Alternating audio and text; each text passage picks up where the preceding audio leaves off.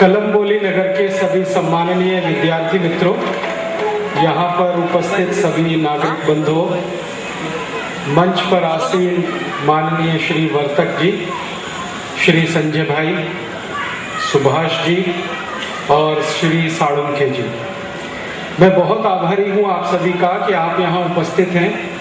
मुझे आपसे बात करने का समय मिलता है। इस बात के लिए आप सभी से क्षमा चाहता हूँ कि मैं अच्छे से मराठी भाषा नहीं बोल पाता। मेरी मराठी बहुत अच्छी नहीं है, इसलिए हिंदी में बात करता हूँ। सरल आसान हिंदी बोलूँगा, आपको समझ में आएगी। कहीं कहीं बीच में मराठी शब्द भी प्रयोग करूँगा ताकि आपको मेरी बात और अच्छे से समझ में आए। भारत देश में एक बहुत गंभीर आर्थिक समस्या उत्पन्न हुई है।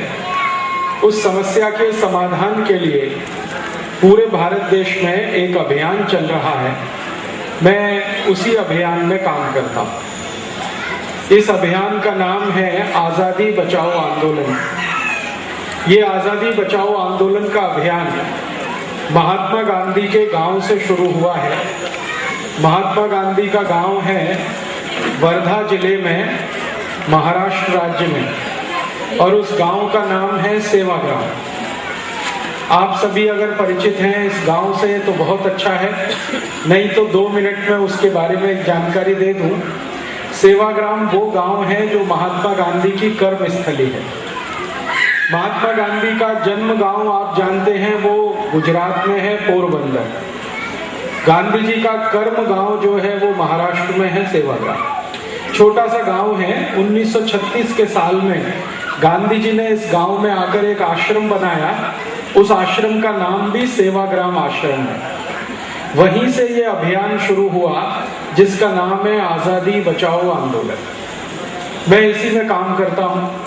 इस अभियान में आने के पहले मैं वैज्ञानिक के रूप में, शास्त्रज्ञ के रूप में काम करता था भारत की एक बड़ी संस्था में जिसका नाम है CSIR, council of science and industrial research. ये संस्था की एक सहयोगी संस्था है जिसका नाम है DRDO, defence research development organisation.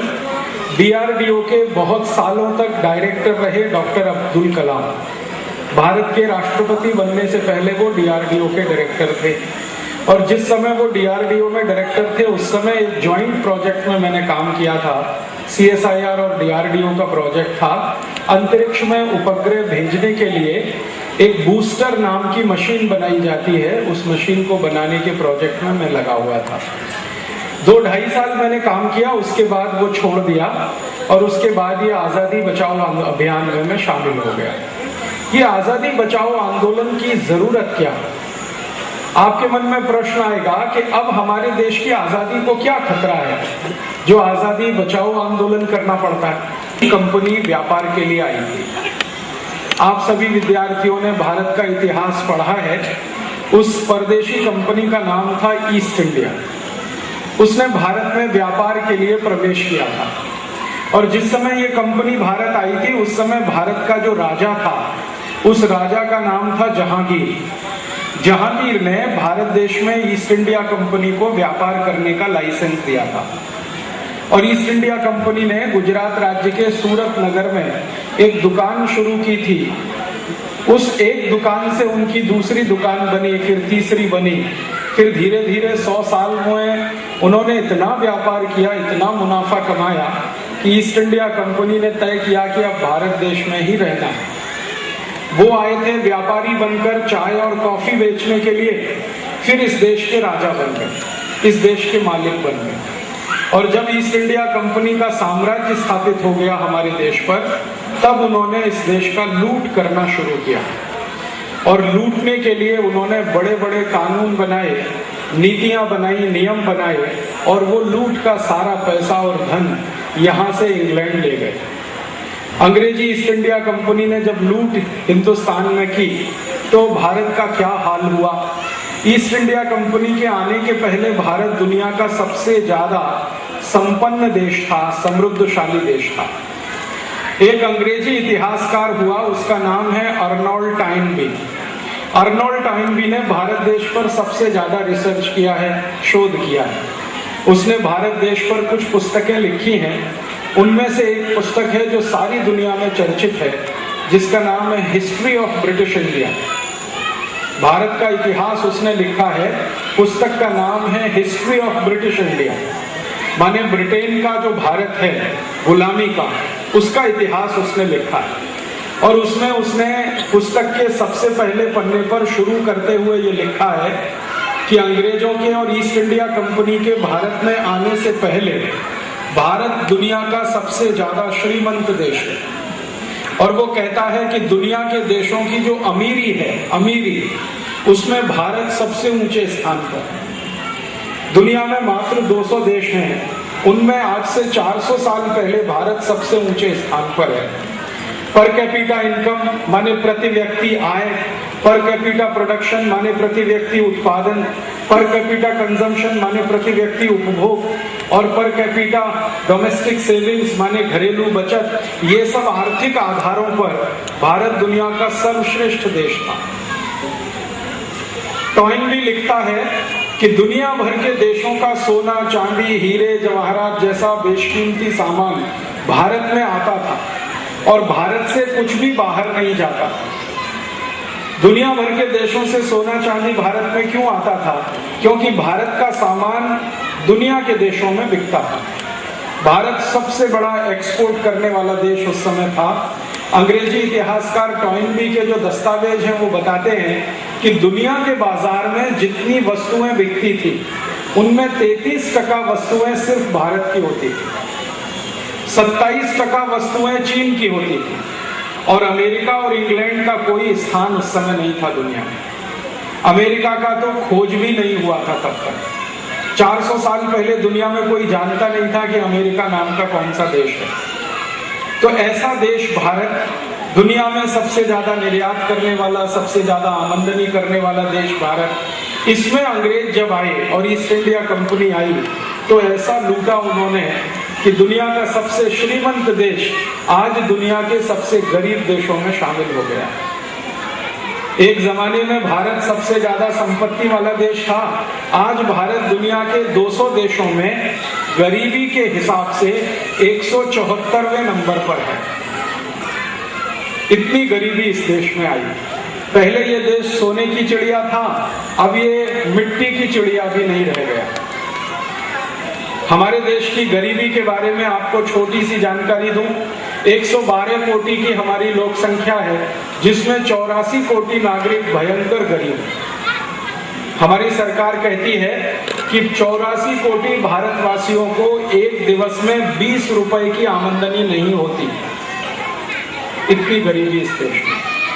उन 84 कोटि भारतवासियों में 50 कोटि भारतवासियों में इतनी गरीबी है कि उनको एक दिवस में 5 रुपए की आमदनी नहीं होती, और 25 कोटि भारतवासियों की गरीबी ऐसी है जिनको एक दिवस में 2 रुपए की आमदनी नहीं होती। और ये गरीबी इस देश की जो इतनी तकलीफ की स्थिति में है, इसी का आज दुष्परिणाम है कि हजारों हजारों शेतकरी हर साल आत्महत्या करते हैं इस देश में।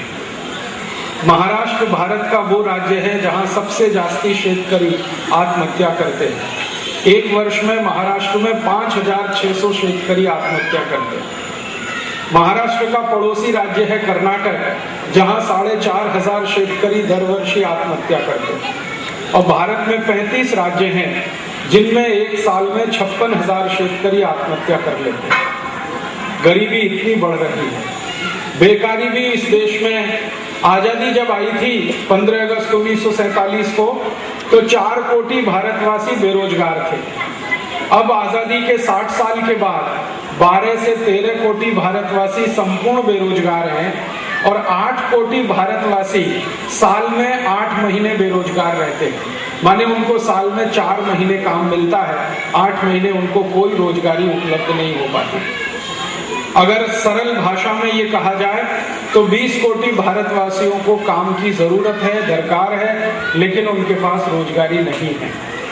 गरीबी है, बेकारी है, भूखमरी है।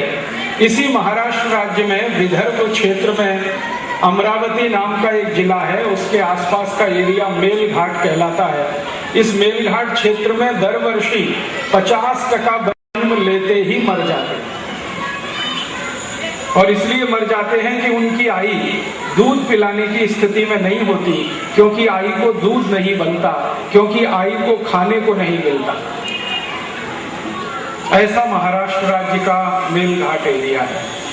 भारत सरकार के मंत्री हैं जिनका नाम है स्वास्थ्य कल्याण और परिवार राज्य मंत्री, उनका ये कहना है कि भारत में जितने बच्चे हर साल पैदा होते हैं उनमें से 25 से 30% बच्चे वजन में बहुत कम होने के कारण पैदा होने के तीसरे महीने तक मर जाते हैं।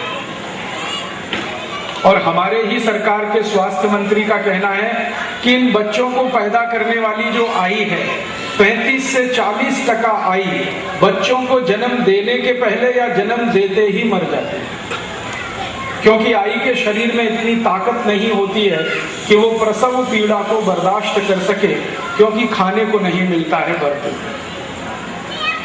इस भारत देश में आजादी के 60 साल हो गए हैं, 50% लोगों को अभी भी शिक्षा नहीं मिल पाई है, साक्षरता नहीं हो पाई है। 50% लोग अभी भी बिना शिक्षा के हैं और करोड़ों विद्यार्थी हैं जिनके पास फीस नहीं होने के कारण वो स्कूल नहीं जा सकते हैं, विद्यालय में एडमिशन नहीं ले पाते। भारत में 7,32,000 गांव हैं, इनमें से 4 लाख गांव में बीज नहीं है, इलेक्ट्रिक करंट नहीं। मेरा जन्म स्थान उत्तर प्रदेश में अलीगढ़ जिले में है। मेरे गांव में आजादी के 60 साल के बाद भी इलेक्ट्रिक करंट नहीं है। मेरा जन्म जिस गांव में हुआ है वहां बिजली नहीं है, करंट नहीं है। पूरा जीवन मैंने विद्यार्थी जीवन केरोसिन लैंप में पढ़ाई करके बिताया। केरोसिन लैंप में पढ़ाई करके मैं इंजीनियरिंग में IIT कानपुर में गया और वहां से एमटेक करके निकला। मेरे जैसे भारत में 4 लाख गांव हैं जहां बिजली नहीं है, करंट नहीं है। और जिन गांव में करंट है वहां दिवस में 14 तास करंट नहीं है, सिर्फ 10 तास। महाराष्ट्र इसका सारे देश में जीता जागता उदाहरण है। 10 घंटे से ज्यादा करंट नहीं आता गांव में। ऐसा हाल हमारे देश में बना हुआ है। 3.5 लाख से ज्यादा गांव हैं जहां चलने को अभी तक सड़क नहीं बन पाई है। उन गांव में अगर कोई बीमार पड़ जाए तो सिर्फ मरने का ही इंतजार कर सकता है, क्योंकि सड़क नहीं होने के कारण गांव के मरीज को शहर लाना बहुत असंभव होता है। ऐसा भारत है। आजादी के 60 साल बीत गए हैं। इस 60 साल में हिंदुस्तान की सरकार ने 11 पंचवार्षिक योजनाएं बनाई हैं। एक पंचवार्षिक योजना में 10 लाख कोटि का खर्च होता है। 11 पंचवार्षिक योजनाओं में 110 लाख कोटि रुपए खर्च हो चुका है। फिर भी गरीबी मिटती नहीं है, बेकारी मिटती नहीं है, भुखमरी मिटती नहीं। मैंने एक बार गणित का हिसाब निकाला था कि 110 लाख कोटि रुपए जो सरकार ने अभी तक खर्च किया है पंचवार्षिक योजना में, एक क्षण के लिए आप कल्पना करिए कि भारत में सरकार नहीं होती। थोड़ी देर के लिए कल्पना करिए, पुढ़ारी नहीं होते, सरकार नहीं होती, राजकीय पक्ष नहीं होते और 110 लाख कोटि रुपए देश के विकास पर खर्च किया जाता तो हिंदुस्तान का एक एक गरीब आदमी लखपति हो जाता।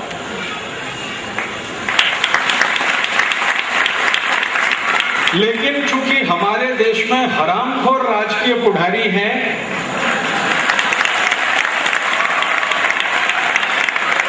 और इन राजकीय पुढ़ारियों की हरामखोरी के बारे में आप सब जानते हैं, मुझे कहने की जरूरत नहीं है। तो अब तक 110 लाख कोटि रुपए जो खर्च हुआ है पंचवार्षिक योजनाओं में, उसका 85% इन हरामखोर पुढ़ारियों के घरों में गया है या उनके बैंक के खातों में गया है या उन्होंने अपने ऊपर खर्च किया।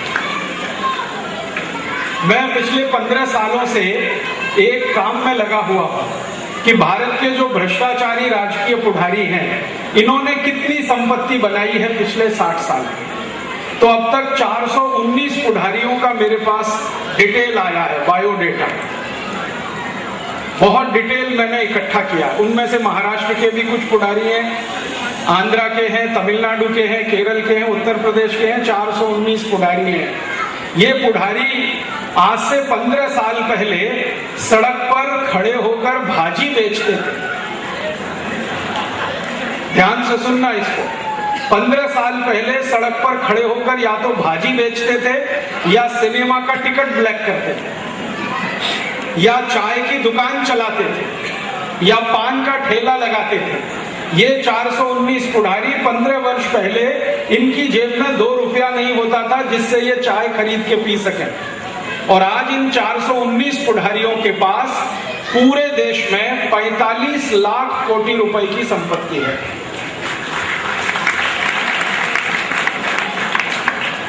आप इन पुढ़ारियों से पूछो 45 लाख कोटि कहां से आया, तो कहते हैं भगवान ने दिया।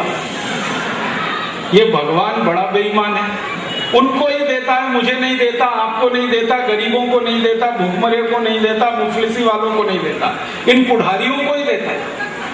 और इन 419 पुढ़ारियों में कई पुढ़ारी ऐसे हैं जो रात को बिस्तर पर सोते हैं तो हजार के नोटों की गड्डी लगा के उसके ऊपर चादर बिछा के सोते हैं। नींद नहीं आती उनको, नोटों की गड्डी के नीचे ही नींद आती है। इन पुढ़ारियों ने इस देश का सत्यानाश कर दिया। मुझे बहुत दुख है ये कहते हुए कि 1947 के पहले इस देश में गोरे अंग्रेज लूट रहे थे। अब 15 अगस्त 1947 के बाद इस देश में काले अंग्रेज इस देश को लूट रहे हैं। गोरे अंग्रेज इंग्लैंड से आए थे भारत को लूटने के लिए, ये काले अंग्रेज आपके और मेरे बीच में से ही पैदा हुए हैं और देश को लूट रहे हैं। और ये जो आज के काले अंग्रेज माने पुढ़ारी भ्रष्टाचारी ये देश को लूटते हैं तो सारा धन और संपत्ति विदेशी बैंकों में जमा करते हैं।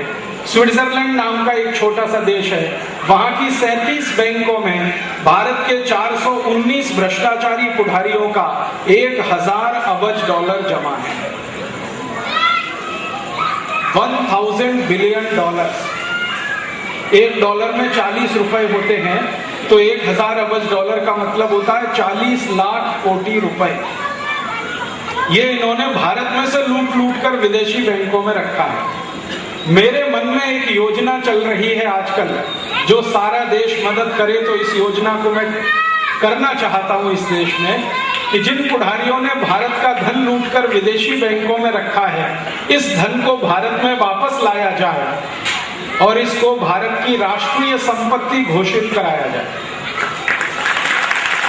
अगर ये 1000 अरब डॉलर का धन भारत में वापस आ गया और इसको राष्ट्रीय संपत्ति जाहिर करा दिया तो 40 लाख कोटि रुपए देश को मिलेंगे। और ये इतनी बड़ी रकम है कि इससे सोना खरीद लिया जाए तो भारत के एक एक गांव की सड़क पर सोने की चादर बिछाई जा सकती है, सोने की परत बिछाई। मैं आपसे कहने ये आया कि भारत गरीब नहीं है, भारत के हरामखोर पुढ़ारी गरीब हैं जिन्होंने लूट लूट कर इस देश को गरीब बना दिया। जो लूटखोर होता है उसको मैं गरीब कहता हूं, क्योंकि अगर वो मानसिक रूप से गरीब नहीं होता तो लूटखोरी क्यों करता। तो ये मानसिक रूप से गरीब पुढ़ारियों ने इस देश को गरीब बना दिया है। देश गरीब नहीं है, यहाँ के पुढ़ारियों ने गरीब बना दिया। और अब मैं आपसे जो कहने आया वो ये कि ये पुढ़ारियों ने देश को गरीब बनाने के लिए और इस देश की लूट बढ़ाने के लिए वही काम फिर से शुरू कर दिया है जो 400 साल पहले मुगल बादशाह जहांगीर ने किया था। आप जानते हैं जहांगीर ने क्या किया था? थोड़ी देर पहले बताया। एक अंग्रेजी ईस्ट इंडिया कंपनी को भारत में बुलाया था और जहांगीर ने उस कंपनी के साथ समझौता किया था कि आप भारत में आइए, लूट करिए, पैसा कमाइए, थोड़ा सा मुझे भी दे दीजिए, बाकी लंदन लेके जाइए। तो ईस्ट इंडिया कंपनी आ गई और एक ईस्ट इंडिया कंपनी ने आकर 400 साल लूटा। अब आजादी के 60 साल के बाद 2008 में जब मैं आपसे बात कर रहा हूं तो आज के पुढ़ारियों ने हजारों परदेशी कंपनियों को बुला लिया है, उनको लूटने का लाइसेंस दे दिया है और उनका एक ही नारा है कि लूटो, थोड़ा बहुत हमको भी दे दो। तो अब भारत में क्या हो गया है? 4500 परदेशी कंपनियां आ गई हैं, वो इस देश को लूट रही हैं। इन कंपनियों के कुछ नाम हैं, जैसे Pepsi Cola, Coca Cola, Colgate Palmolive, Procter and Gamble, Reckitt and Colman, Johnson and Johnson, Ciba Geigy, McDonald, Kentucky Fried Chicken, ऐसी 4500 परदेशी कंपनियां। हमारे पुढ़ारियों ने इनको लाइसेंस दे दिए हैं। ये कंपनियों ने भारत में अपने कारखाने लगाए हैं, फैक्ट्रियां बनाई हैं, उनमें कुछ वस्तुएं ये बनाते हैं, उन वस्तुओं का टीवी पे जाहिरात कराते हैं। वो जाहिरात आप और मैं हम रोज देखते हैं। थोड़े दिन में वो जाहिरात हमको इतने पसंद आते हैं कि हम वही वस्तु खरीदते हैं जो हमने जाहिरात में देखी। और जैसे ही हम परदेशी वस्तु खरीदना शुरू करते हैं जाहिरात देखकर, तो इस देश का दर वर्षी 2 लाख कोटि रुपए का नुकसान हम कराते हैं।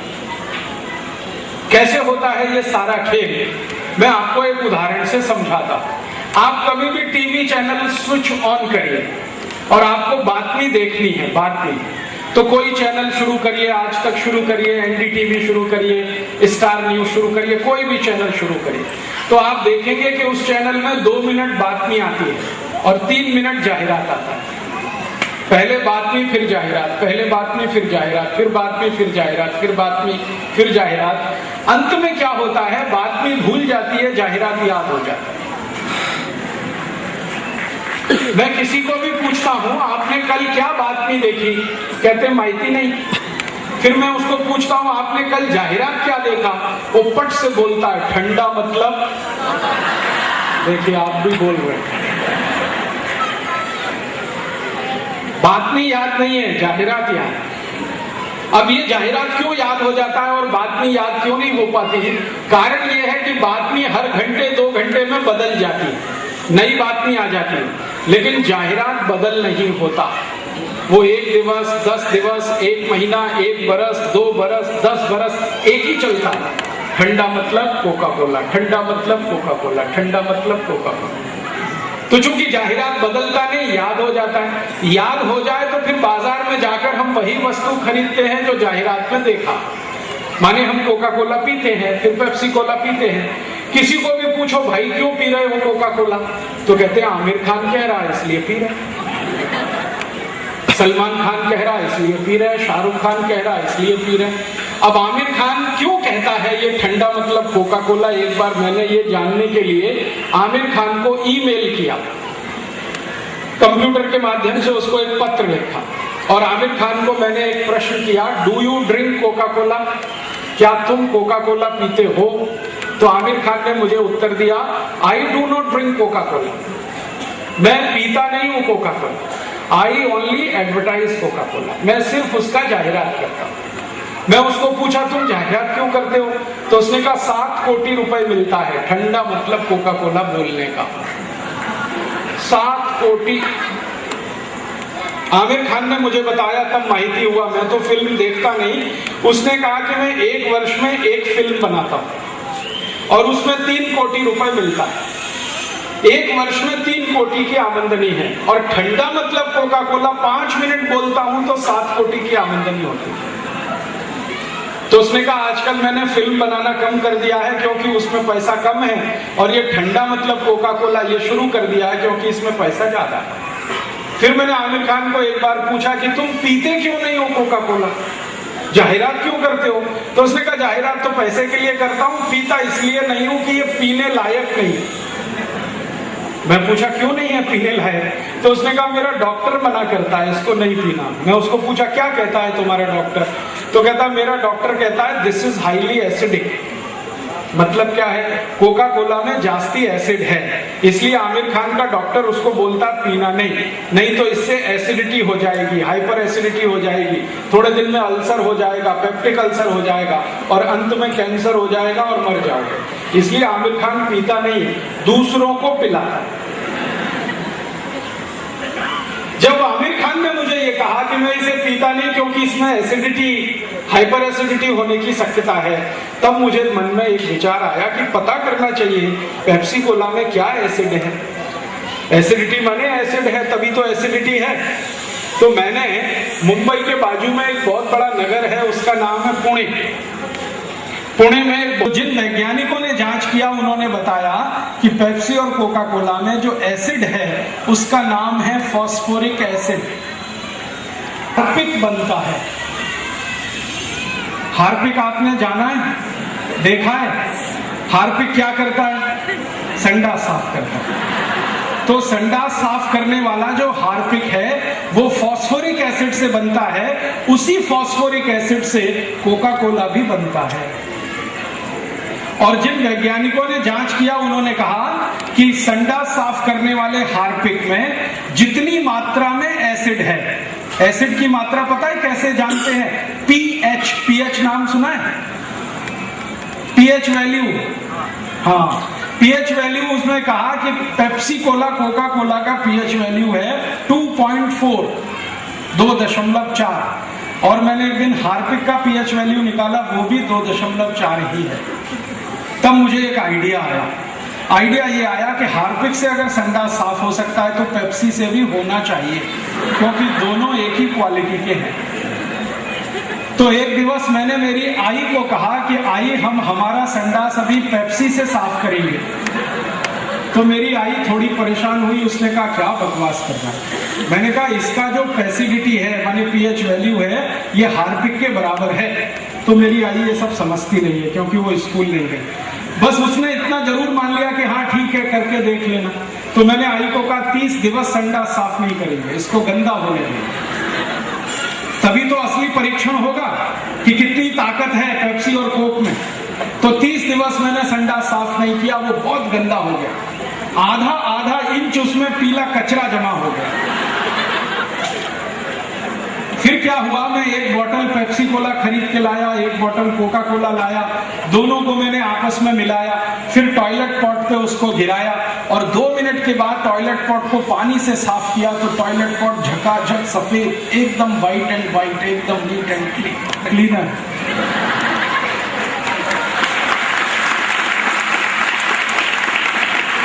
अब मुझे बहुत दुख होता है कि भारत में कुछ पढ़े लिखे सुशिक्षित लोग ये टॉयलेट क्लीनर पीते हैं, गटागट, और जास्ती पढ़े लिखे लोग जास्ती पीते हैं। एजुकेटेड इडियट्स उनको मैं कहता हूं, वो इंजीनियर है, डॉक्टर है, प्रोफेसर है, मैनेजर है, चार्टेड अकाउंटेंट है, वो जास्ती पेप्सी कोक पीते हैं। अनएजुकेटेड है वो इंटेलिजेंट है, और जो सुशिक्षित है वो इडियट है, पेप्सी पीता है, कोक पीता है, थम्स अप, लिम्का, सिट्रा, और अकेले नहीं पीता, घर में आने वाले मेहमान को भी पिलाता है। एक बाजू में कहता है मेहमान देवता होता है, देवताओं को ही संडास साफ करने का पानी। कुछ मेहमान अपने घर में ऐसे आते हैं जो घुसते ही कहते हैं ठंडा लाओ, माने टॉयलेट क्लीनर पिलाओ हमको अभी लाओ। ऐसा धंधा चल रहा है। अब मैं आपको एक सीरियस माहिती देना चाहता हूं। ये जो पेप्सी कोला है, ये जो कोका कोला है, इसको बेचने के लिए अमेरिका की कंपनी भारत में आई है। कंपनी का नाम भी यही है, पेप्सी कोला और कोका कोला। ये दोनों अमेरिका की कंपनी ने भारत में कई गांव में अपना कारखाना लगाया, फैक्ट्री। आप अगर यहां से पुणे जाओ ना, पुणे, तो पुणे के बाजू में एक गांव है पेरंगुट, वहां पर कोका कोला की सबसे बड़ी फैक्ट्री। एक बार मैं वो फैक्ट्री देखने गया तो वहां जो मैनेजर काम करता, मैंने उसको पूछा कि आप इस फैक्ट्री में क्या बनाते हैं? तो उनका कोका कोला बनाते हैं। तो एक बाटली कितने में बनता है? उसने कहा 70 पैसे में बनता है। तो मैं दिमाग घूम गया मेरा, 70 पैसे में? उसने कहा हाँ, ये बाटली 70 पैसे में इसलिए बनता है कि ये बाटली में पानी है, पानी फोकट का मिलता है हमें, सरकार हमसे पानी का पैसा नहीं लेती। फिर इस पानी में हम कुछ केमिकल मिलाते हैं, वो केमिकल बहुत सस्ते आते हैं, कोई केमिकल 2 पैसे का, कोई 5 पैसे का, कोई 10 पैसे का, कुल केमिकल मिलाकर 70 पैसे खर्च होता है। फिर सरकार इस पर 1 रुपए टैक्स लेती है हमसे, फिर 30 पैसे जाहिरात का हम खर्च करते हैं, तो एक बाटली बनाने पे 2 रुपए खर्च आता है। वो बाटली कलम्बोली में 12 रुपए का बेचते हैं, बनाते हैं 2 में, बेचते हैं 12 में, तो कंपनी को मुनाफा होता है, नफा होता है 10 रुपए। इसका अर्थ ये हुआ कि कलम्बोली के किसी भी नागरिक ने एक बाटली कोका कोला पिया तो 10 रुपए भारत से अमेरिका को दिया। 800 कोटि बाटली पीते हैं कोका कोला की, पेप्सी कोला, और हर साल एक वर्ष में 7,000 कोटि रुपए अमेरिका को देते हैं। एक वर्ष में 7,000 कोटि गया, 2 वर्ष में 14,000 कोटि, 3 वर्ष में 21,000 कोटि, 15 वर्ष से ये धंधा चल रहा है कोका कोला का।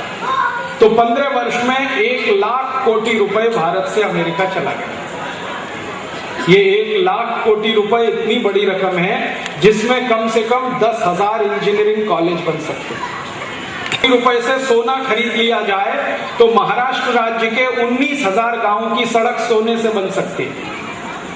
1 लाख कोटि रुपए की रकम भारत से अमेरिका चली गई, क्या करने से? कोका कोला पीने से। अब जिन्होंने कोका कोला पिया उन्होंने देश को 1 लाख कोटि रुपए का नुकसान करा दिया। अब आगे क्या हुआ कि हमने कोका कोला पिया, पैसा अमेरिका चला गया, अमेरिका ने ये पैसा पाकिस्तान को दान में दिया, क्योंकि अमेरिका और पाकिस्तान की दोस्ती है, मित्रता है। भारत और पाकिस्तान की दुश्मनी है, अमेरिका और पाकिस्तान में दोस्ती है। तो हमने कोका कोला पिया, पैसा अमेरिका गया, अमेरिका ने पाकिस्तान को दे दिया दान में। पाकिस्तान सरकार ने वो पैसा त्रासवादी संगठनों को दे दिया दान में। लश्कर-ए-तैयबा, जैश-ए-मोहम्मद, हरकतुल अंसार, हिजबुल मुजाहिदीन, जम्मू कश्मीर लिबरेशन फ्रंट, ऐसे 100 से ज्यादा त्रासवादी संगठन, उनको पैसा दिया पाकिस्तान सरकार ने। पाकिस्तान सरकार को पैसा दिया अमेरिका की सरकार ने। अमेरिका की सरकार को पैसा दिया उन भारतवासियों ने जिन्होंने कोका कोला पिया। अब जरा देखो, जो आदमी कोका कोला पी रहा है वो अपना पैसा दुश्मन को दे रहा है और बोलता है भारत माता की जय। पैसा दुश्मन को दे रहा है, कह रहा है भारत माता की जय। कैसे होगा? भारत माता का तो पराजय होने वाला है। और दुख मैंने कहा आपसे मुझे इस बात का है कि सुशिक्षित लोग पेप्सी कोक पी रहे हैं, पैसा अमेरिका जा रहा है, अमेरिका पाकिस्तान को दे रहा है, पाकिस्तान त्रासवादियों को दे रहा है, त्रासवादी उस पैसे से बम बना रहे हैं और वो बम मुंबई में लाकर ब्लास्ट कर रहे हैं और उस बम ब्लास्ट में हमारे भाई बहन मर रहे हैं। पिछले 15 सालों में आतंकवादियों ने, त्रासवादियों ने भारत में जितने बम ब्लास्ट किए हैं उनमें 64,000 भारतवासी मर गए। बार बार कोका कोला पिए तो अंतड़ियों का कैंसर होता है, इंटेस्टाइन कैंसर होता है, तो वो दूसरा नुकसान हमको हो रहा है। भारत में एक बहुत बड़ा वैज्ञानिक संस्थान है, उसका नाम है CFTRI, central food for technological research institute. ये संस्थान कर्नाटक में है, मैसूर में। इस संस्थान के डायरेक्टर हैं प्रोफेसर MV प्रकाश, बहुत बड़े साइंटिस्ट हैं। डॉक्टर अब्दुल कलाम के वो कक्षा के मित्र हैं, क्लासमेट जिनको कहा जाता है। प्रोफेसर MV प्रकाश को एक बार मैंने कहा कि ये पेप्सी कोका कोला की जांच करके ये बताइए कि इसमें फॉस्फोरिक एसिड के अतिरिक्त और क्या मिलाया है। तो उन्होंने किया। 8 महीने के बाद उन्होंने बताया कि पेप्सी और कोका कोला में 14 तरह का विष या जहर मिलाया जाता है और उसका नाम सुने तो आप परेशान हो जाएंगे। पेप्सी कोक में एक जहर मिलाया जाता, उसका नाम है DDT, मच्छर मारने की दवा है ये, वो पेप्सी कोक में मिलाई जाती। दूसरा जहर मिलाया जाता है पेप्सी कोक में, उसका नाम है एंडोसल्फान। ये जंतुनाशक औषध है जिसको शेतकरी समाज स्प्रे करता है खेती में। एक औषध इसमें मिलाई जाती है मेलाथियान, फिर एक औषध मिलाते हैं डाइक्रोमेट, फिर एक मिलाते हैं मोनोक्रोटोफॉस। ये जो औषध है वो वही है जो गुड नाइट में होता है। गुड नाइट आपने देखा, उसमें जो जंतुनाशक औषध है वो पेप्सी कोक में भी मिला है। मैंने प्रोफेसर MV प्रकाश को एक दिन पूछा कि ये इतने खतरनाक जहरीले केमिकल मोनोक्रोटोफॉस, डाइक्रोमेट, एंडोसल्फान, पूछा था उनसे कि आप इसमें कोका कोला और पेप्सी कोला में DDT क्यों मिलाते हैं, एंडोसल्फान क्यों डालते हैं? बताया नहीं उन्होंने, जवाब नहीं दिया। तब मैंने प्रोफेसर प्रकाश को कहा कि अब क्या करें? तो उनका ऐसा करो, इस कंपनी के खिलाफ एक केस कर दो। तो ये सब आएंगे बताने के लिए। तो हमने भारत देश में राजस्थान का जो उच्च न्यायालय है जयपुर में, वहां पर एक केस कर दिया कंपनी के खिलाफ। और जैसे ही हमने केस किया तो कंपनी के सारे अधिकारी कोर्ट में आ गए। हाई कोर्ट ने उनसे पूछा आपने, तब उन्होंने आकर कोर्ट में बताया कि हमारी एक मजबूरी है। वो मजबूरी ये है कि जब हम ये बाटली भरते हैं कोका कोला की, तो बाटली भरने के 48 मिनट के बाद इसमें जंतु उत्पन्न हो जाते हैं और ये जंतुओं की संख्या हर 48 मिनट में बढ़ती जाती है।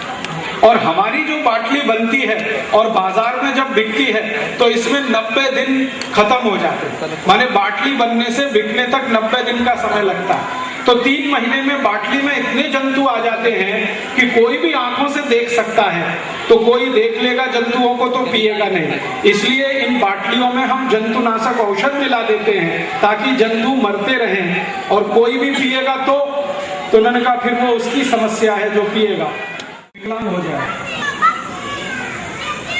इतना खतरनाक। और एक साइंटिस्ट ने यहां तक कहा है रिपोर्ट में कि पेप्सी और कोका कोला का इंजेक्शन भर के, इंजेक्शन आता है ना जिसमें दवा नहीं भरना, पेप्सी कोला भरना, और किसी भी व्यक्ति को इंजेक्ट कर दो ब्लड में तो 15 मिनट में उसको हार्ट अटैक आ जाए। और एक वैज्ञानिक ने यह कहा है कि रोज अगर 1 बाटली 2 बाटली कोई भी पेप्सी पीता रहे, तीसरे साल में उसको नपुंसकता आ जाएगी, क्योंकि उसमें केमिकल इतने खतरनाक। अब एक तरफ पेप्सी को बिकने का पैसा अमेरिका जा रहा है, दूसरी तरफ हमारे शरीर को 48 रोग पैदा होने की शक्यता है। ऐसा पेप्सी और कोका कोला बेचने का धंधा आमिर खान करा रहा है, सलमान खान और शाहरुख खान करा रहा है, और ये सब खेल देश में चल रहा है जिसका नुकसान भारत माता को हो रहा है, आपको हो रहा है, और जिसका फायदा त्रासवादियों को हो रहा है। आप त्रासवादियों से रोज परेशान हो रहे हैं, उनको पैसा पाकिस्तान से मिल रहा है, पाकिस्तान को पैसा अमेरिका से मिल रहा है, अमेरिका को पैसा भारत के वो लोग दे रहे हैं जो पेप्सी और कोका कोला पी रहे हैं। अभी आप विद्यार्थियों से मैं एक प्रश्न पूछना चाहता हूं कि पेप्सी कोला पीना चाहिए? तो मैं आपको बोलूंगा कि आप भारत माता के सबसे बड़े दुश्मन हैं और देशद्रोही हैं। तो आप बोलेंगे फिर हम क्या पिए? पीने के लिए सबसे अच्छा है ऊस का रस पीजिए, संतरे का रस पीजिए, मौसमी का रस पीजिए। आपको कुछ मिलता है अच्छा तो द्राक्ष का रस पीजिए, गाजर का रस पीजिए, टमाटर का रस पीजिए। कुछ नहीं मिलता तो नींबू की शिकंजी पीजिए, नारियल का पानी पीजिए। वो भी नहीं मिलता है तो मिट्टी के घड़े का पानी पीजिए। वो पेप्सी कोक से अच्छा है क्वालिटी में और कीमत में सस्ता है। आप सब भारतवासी अगर ये बात मान लें कि पेप्सी कोक ना पिए तो 1 वर्ष में देश का 7,000 कोटी रुपए बचेगा। उतने ही रुपए से ऊस का रस पिए तो 7,000 कोटी रुपए का ऊस का रस बिकेगा। 7,000 कोटी का अगर ऊस का रस बिकेगा तो दरवर्षी शेतकरी समाज को जो ऊस उत्पन्न करता है उसको 7,000 कोटी रुपए का लाभ होगा। और मैंने एक दिन जोड़ा है हिसाब कि 10 वर्ष में हिंदुस्तान का हर शेतकरी जो ऊस उत्पन्न कर रहा है वो कोटिपति हो जाएगा और फिर कभी भी आत्महत्या करने का काम नहीं करेगा। तो भारत के शेतकरी को श्रीमंत बनाइए, शेतकरी को कोटिपति बनाइए ताकि वो आत्महत्या ना करे। इसलिए ऊस का रस पीजिए, पेप्सी को कभी मत पीजिए। ऊस का रस ना मिले तो संतरे का रस पीजिए, तो भी मुनाफा शेतकरी को ही मिलेगा। संतरे का रस ना मिले तो ये मौसमी का रस, द्राक्ष का रस पी लीजिए, तो भी पैसा शेतकरी को मिलेगा। माने ऐसा सॉफ्ट ड्रिंक पीजिए जो भगवान का बनाया हुआ और शेतकरी को लाभ पहुंचाने वाला हो। करेंगे? और अगर आपने ये किया तो एक बहुत बड़ी क्रांति इस देश में हो जाएगी, जैसे कभी 1857 में इस देश में हुई थी। 1857 की क्रांति जिन्होंने की उनको हम बड़े श्रद्धा से याद करते हैं। नाना साहब पेशवा, तात्या टोपे, झांसी की रानी लक्ष्मीबाई, नाना फडणवीस, वासुदेव बलवंत फड़के, ये सब क्रांतिकारियों को हम श्रद्धा से याद करते हैं क्योंकि इन्होंने भारत में एक क्रांति की थी सन 1857 में। आप अगर 2008 में कोई दूसरी क्रांति करेंगे तो आपके आने वाली पीढ़ी आपको इतनी ही श्रद्धा से याद करेगी कि कभी भारत के विद्यार्थियों ने एक क्रांति की थी जिसमें शेतकरी समाज को पैसा मिला था और पेप्सी कोक का पैसा इस देश में रुका था विदेश जाने से। तो आपको भी इतिहास में ऐसे याद करेगा। ये संधि आपके पास है, आप अपने जीवन में एक संकल्प लेकर इसको पूरा कर सकते हैं। अब आप एक आखिरी प्रश्न पूछेंगे कि भारत की सरकार को यह माहिती नहीं है क्या कि कोर्ट में हमारा केस अभी चल रहा है। तो भारत के प्रधानमंत्री की तरफ से जो वकील आया सुप्रीम कोर्ट में, उसको सुप्रीम कोर्ट ने पूछा कि प्रधानमंत्री को यह पूछो कि उन्होंने पेप्सी और कोका कोला को लाइसेंस क्यों दिया। प्रधानमंत्री कौन है मालूम है? डॉक्टर मनमोहन सिंह।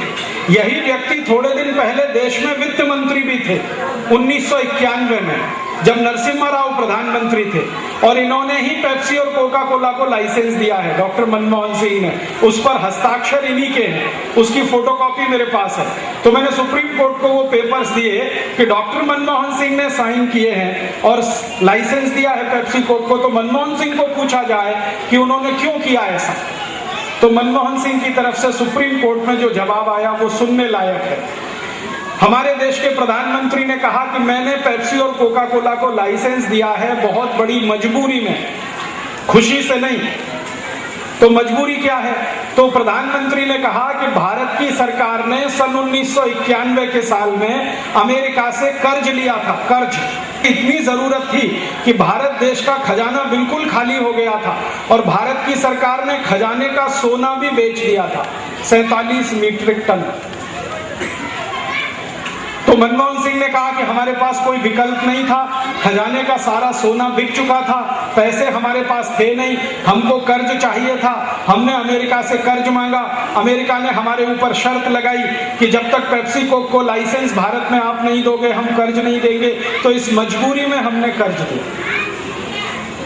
तो सुप्रीम कोर्ट ने प्रधानमंत्री को कहा कि आपने इनको लाइसेंस दिया है तो अब इनका लाइसेंस रद्द कर दो, कैंसिल कर दो। तो प्रधानमंत्री कह रहे हैं कि ये मैं नहीं कर सकता। क्यों? तो उन्होंने कहा कर्जे की शर्त है कि जब तक ये कर्ज हम अमेरिका को वापस नहीं करेंगे तब तक पेप्सी कोक का लाइसेंस रद्द नहीं होगा। तो ये समस्या है प्रधानमंत्री की। फिर ये समस्या को लेकर मैं भारत के राष्ट्रपति को मिला था, जो अभी भूतपूर्व राष्ट्रपति हैं, जिनका नाम है डॉक्टर अब्दुल कलाम। उनको मैंने कहा कि देखिए ऐसी समस्या आ गई है, प्रधानमंत्री कहते हैं कि जब तक हम कर्ज वापस नहीं करेंगे अमेरिका का, मैंने सुप्रीम कोर्ट में मुकदमा तो कर दिया है, इसका फैसला तो जो आएगा सो आएगा, लेकिन देश में क्या करना चाहिए। तब उन्होंने मुझे बहुत सुंदर अंग्रेजी में कहा, you should walk walk walk and talk talk talk to the each and every corner of this country. तो भारत के एक एक गांव में जाओ, लोगों को यही माहिती दो जो तुम मुझे दे रहे हो। लोगों को ये माहिती जितनी ज्यादा मिलेगी उतना ज्यादा लोग पेप्सी को पीना बंद करेंगे, उसका बहिष्कार करेंगे, तो कंपनी का धंधा खत्म हो जाएगा, तो ये कंपनी भारत से भाग जाएगी। प्रधानमंत्री भारत देश का ये कंपनी को नहीं भगा सकता, लेकिन करोड़ों भारतवासी इस कंपनी को भगा सकते हैं। इसलिए मैं आपके पास ये कहने के लिए,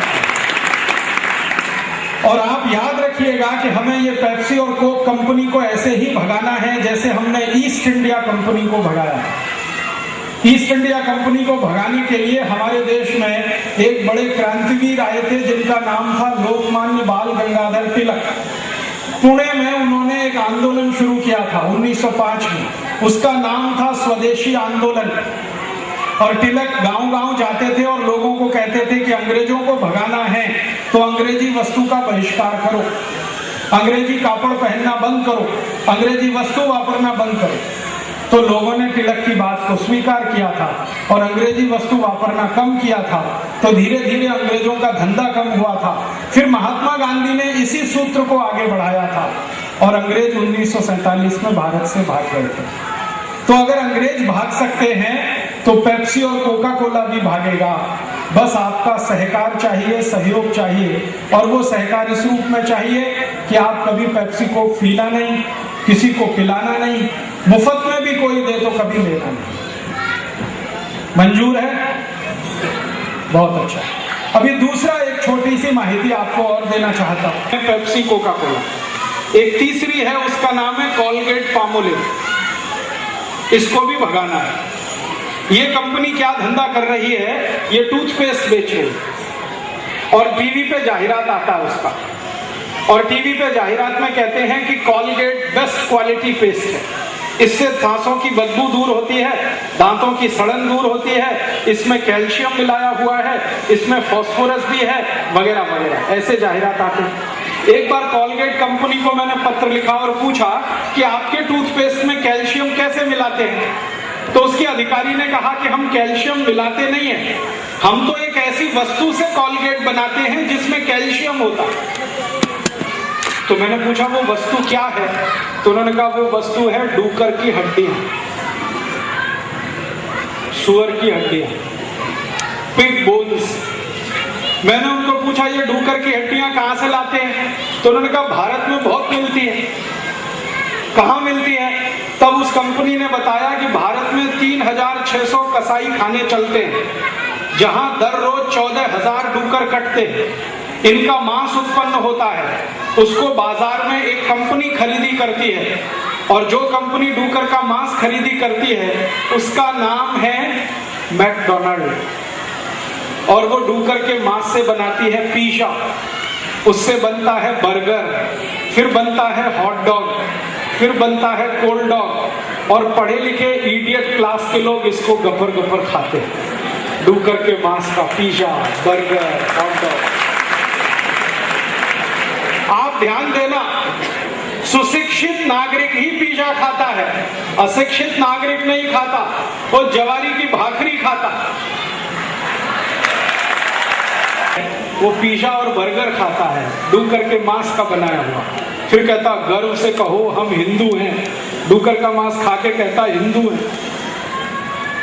और ये जो डूकर का मांस है ना, जिससे पिज़्ज़ा बर्गर बनता है, इस डूकर के मांस में से तेल निकाला जाता है जिसको पिग टैलो कहते हैं। उस तेल से मैगी बनती है, मैगी। और भारत में बहुत सारे बच्चे अपनी आई को कहते हैं मम्मी मम्मी भूख लगी, मम्मी कहती है बस 2 मिनट मैगी।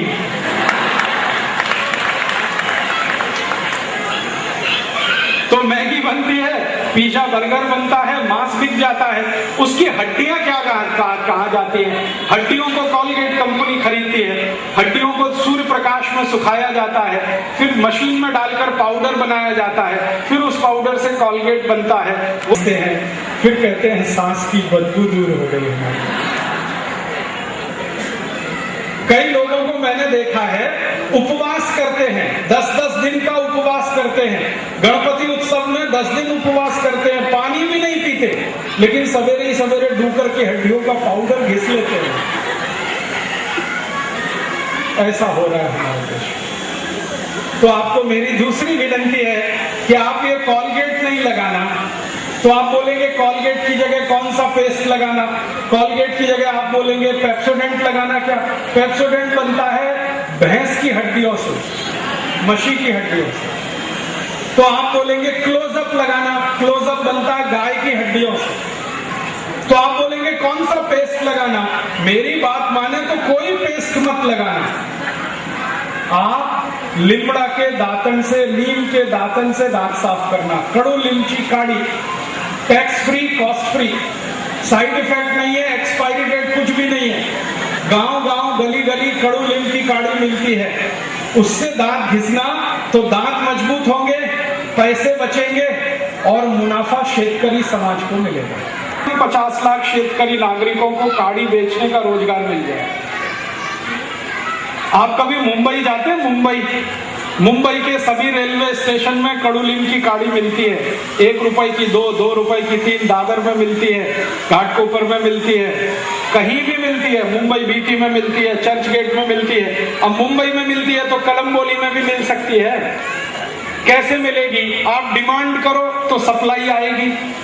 अर्थशास्त्र का एक नियम है कि मांग करो तो पूर्ति होगी। आप कड़ूलीम की काढ़ी चाहिए चाहिए चाहिए ऐसा बोलोगे तो कोई ना कोई लाके बेचेगा, तो किसी न किसी शेतकरी बांधव को रोजगारी मिलेगी।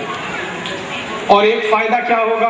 कड़ूलीम की काढ़ी करेंगे तो पहले चबाना पड़ता है, उसमें से रस निकलेगा। कड़ूलीम का रस अगर आपने थोड़ा भी पी लिया तो जीवन पर्यंत कभी डायबिटीज नाम का रोग नहीं होगा। गुड़ी पड़वा 1 जनवरी नहीं है, गुड़ी पड़वा है, याद रखना इसको। 1 जनवरी क्रिश्चियन लोगों का नया वर्ष है, हम हिंदुस्तानियों का नया वर्ष है गुड़ी पड़वा। अच्छा, गुड़ी पड़वा के दिन प्रसाद बनाते हैं कि नहीं? उसमें कड़ूलीम का पान क्यों डालते हैं कि नहीं? बिना कड़ूलीम के पान के प्रसाद नहीं बनता। क्यों? पुणे में एक बहुत पुराने वैद्य हैं, आयुर्वेदिक चिकित्सक वैद्य, नाड़ी परीक्षण उनका बहुत अच्छा है। उनका नाम है वैद्य खड़ी वाले, सुनाए कभी? जरूर उनके पास जाओ। 85 वर्ष की उम्र है, ज्ञान बहुत है उनको आयुर्वेद का। मैं अक्सर उनके पास जाता हूँ। तो एक बार मैंने उनसे ये प्रश्न किया कि अपने देश में नया वर्ष आता है, गुड़ी पड़वा को हम उस दिन प्रसाद बनाते हैं, तो कड़ूलिम का पान क्यों डालते हैं, तुलसी का पान क्यों नहीं डालते, कोतमीर का पान क्यों नहीं डाल देते? हाँ, वो भी तो पान है ना, कड़ूलिम का ही क्यों डालते? तब वैद्य खड़ी वाले ने कहा कि कड़ूलिम जो है एंटी वायरल है, एंटी बैक्टीरियल है, एंटी इन्फ्लेमेटरी है, एंटी पायरेटिक है, एंटी फंगल है। 5 गुण हैं कड़ूलिम में। वो किसी भी वायरस को मार सकता है, किसी भी बैक्टीरिया को मार सकता है और शरीर को 5 गुण से संपन्न बना देता है। और जिस दिन हम कड़ूलिम का प्रसाद खाएंगे तो अगले 1 वर्ष तक निरोगी होने की शक्यता है। इसलिए हम कड़ूलिम का प्रसाद, वो शेतकरी के काम आएगी, क्योंकि कड़ूलिम की निम्बोड़ी को चटनी बना के गर्म पानी में मिलाकर अगर किसी भी पीक पर स्प्रे कर दें तो सब जंतु का नाश कर देती है। तो जंतुनाशक है, तो फोकट का जंतुनाशक हम बनाएंगे शेतकरी के लिए, मुफ्त का मिलेगा दातन और मिलेगी ऑक्सीजन। और कड़ूलिम एक ऐसा झाड़ है जिसको पानी नहीं लगता, बिना पानी के ही हो जाता है। तो लगाइए, एक एक झाड़ तो लगा दीजिए मरने से पहले, इतना तो देश के लिए करिए। और आप लगाएंगे झाड़, करेंगे दातन तो बहुत अच्छा होगा। मैंने तो मेरे जीवन में एक संकल्प लिया है, आप भी ले लो। मैं किसी के घर में जाता हूं, विवाह समारोह में, लग्न प्रसंग में, तो कभी भी कवर में रख के रुपए नहीं देता किसी को। क्यों? मुझे नहीं मालूम कि मेरे रुपए से उसने दारू पिया तो, सिनेमा देखा तो, गुटखा खाया, तंबाकू खाया तो मैं रुपए नहीं रख देता कभी भी कवर में। तो क्या देता हूं मैं उसको? कड़ूलिम का झाड़ देके आता हूं। और लग्न प्रसंग में डबल देके आता हूं, एक पति को एक पत्नी को। तो झाड़ को खा तो नहीं सकते, झक मार के लगाना ही पड़ता है।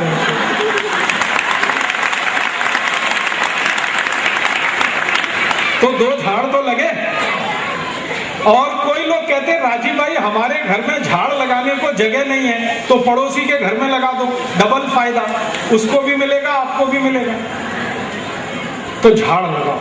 मैंने एक दिन सोचा 10 कोटि विद्यार्थी दर वर्षी एक झाड़ लगाएं, 10 कोटि झाड़ देश में हर वर्ष लगें, तो 5-7 वर्ष में पर्यावरण के दूषण की समस्या जड़ से समाप्त हो जाएगी। कार्बन डाइऑक्साइड कम हो जाएगा, ऑक्सीजन बढ़ जाएगा, तो बारिश का पानी भी ज्यादा मिलेगा, तो शेतकरी को फिर फायदा मिलेगा। ठीक है, तो कॉलगेट बंद, कड़ूलिम का दातन शुरू। परदेशी साबुन नहीं वापरना, Lux, Lifebuoy, Liril, Rexona, Pears, Camay, ये सब परदेशी साबुन। आप बोलेंगे फिर स्नान कैसे करना? आप मुझे एक प्रश्न का उत्तर दो। भारत देश में एक त्योहार आता है महाशिवरात्रि, आता है। उस दिन शंकर भगवान को स्नान कराते हैं। किससे कराते हैं? दूध से। कभी देखा शंकर भगवान लक्स लगाते और पार्वती देवी लाइफ बॉय से नहाती? देखा है कभी? नहीं। शंकर जी दूध से नहाते हैं, तो भक्तों को भी दूध से नहाना चाहिए। हमारे भारत में एक कहावत है, दूधो नहाओ पूतो फलो। कभी किसी ने ये नहीं कहा लक्स लगाओ पूतो फलो, दूध से नहाओ पूतो फलो। तो आप बोलेंगे दूध बहुत महंगा है। नहीं नहीं, बहुत सस्ता है। कलम बोली में 1 लीटर दूध 20 रुपए का, 25 रुपए का, कितने का ही है ना, 25 रुपए का। और 1 किलो साबुन, सबसे सस्ता साबुन है लक्स या लाइफ बॉय, 15 रुपए का 100 ग्राम है, माने 150 रुपए किलो। तो साबुन 150 रुपए किलो है, दूध 25 रुपए किलो है। दूध साबुन से कम 6 पट सस्ता है। तो दूध से नहाओ। फिर आप बोलोगे कैसे नहाएं? तरीका मैं बताता हूं, बहुत सरल है। आप क्या करना, 2-3 चम्मच दूध ले लो, जास्ती नहीं, 2-3 चम्मच बस। गरम नहीं करना उसको, बिना गरम किया हो। उस दूध को शरीर में ऐसे लगाओ जैसे तेल लगाते, तेल मालिश करते हैं, दूध की मालिश करो शरीर में। 2-3 मिनट मालिश करो, फिर उसके बाद पानी से नहाओ, तो सारा मैल और गंदगी दूध बाहर निकाल देगा, पानी के साथ बाहर चला जाएगा। दूध जो है ना, बेस्ट क्वालिटी क्लींजिंग एजेंट है। ये जितने ब्यूटी पार्लर्स है ना, वहां मिल्क क्लींजिंग ही किया जाता है, हो जाएगा। तो अपना पैसा अमेरिका को नहीं देना है, अपना पैसा भारत के शेतकरी समाज को देना है। तो दूध उससे नहाओ। और दूध से भी अच्छी एक चीज है नहाने के लिए, चने का आटा, माने बेसन। थोड़ा बेसन ले लो, उसमें दूध मिला दो, पेस्ट बनेगा, उसको रगड़ के नहाओ। फिर एक दिन है, मराठी है, दीपावली के दिन कैसे स्नान करते, उठना, तो रोज उठने से नहाओ, रोज दिवाली मनाओ। और उठने में जितनी चीजें हैं वो सब शेतकरी समाज ही देता है, तो उठने का पैसा शेतकरी को मिलेगा, साबुन का पैसा अमेरिका को मिलेगा। तय करो क्या करना है, पैसा किसको देना है, शेतकरी समाज को। तो या तो उठने से नहाओ, नहीं तो दूध से नहाओ, नहीं तो मुल्तानी मिट्टी से नहाओ, नहीं तो बेसन से नहाओ, नहीं तो और एक फोकट का स्नान करने का तरीका बताता हूं। मैं कैसे नहाता हूं, मेरे जो कपड़े हैं ना, इनको मैं साबुन से धोता हूं पहले, फिर धोने के बाद पानी से साफ किया, फिर उससे शरीर की मालिश करता हूं और पानी से नहा लेता हूं। कुछ लगाना नहीं पड़ता, मुफ्त का स्नान। और हजारों साल हिंदुस्तान के लोग ऐसे ही नहाते हैं। साबुन की गरज नहीं है शरीर को, साबुन शरीर के लिए अच्छा नहीं है। साबुन से स्नान करेंगे, शरीर की त्वचा में रूखापन आता है, ड्राइनेस आती है, और ज्यादा रूखा हो जाए तो सोराइसिस हो जाता है, चर्म रोग हो जाता है। इसलिए साबुन मत लगाओ, दूध से नहाओ।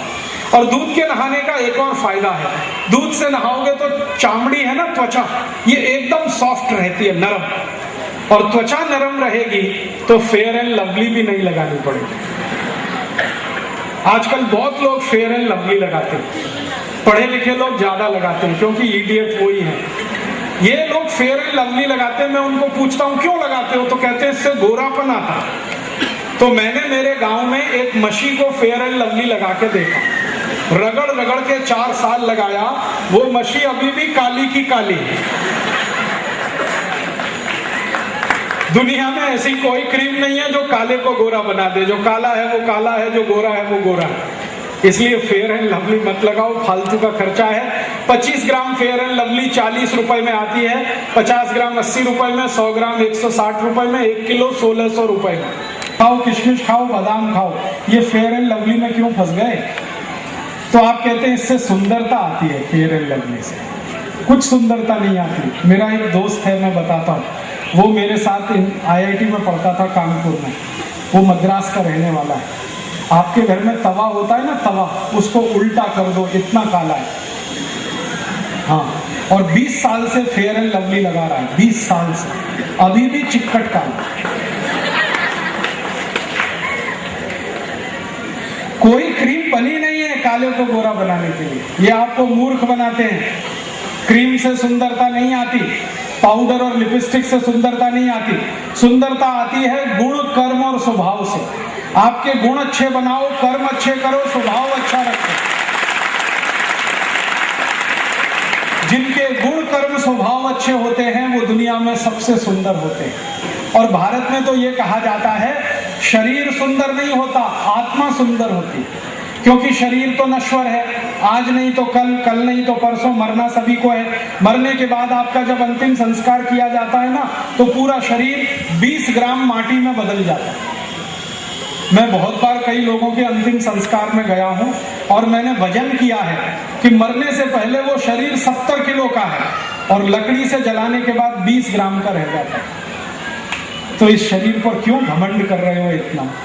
ये 20 ग्राम माटी में बदल जाएगा, कोई याद भी नहीं रखेगा इसको। मरने के बाद किसी का शरीर याद नहीं किया जाता, गोरापन और कालापन याद नहीं किया जाता, याद किए जाते हैं उसके गुण, उसके कर्म, उसका स्वभाव।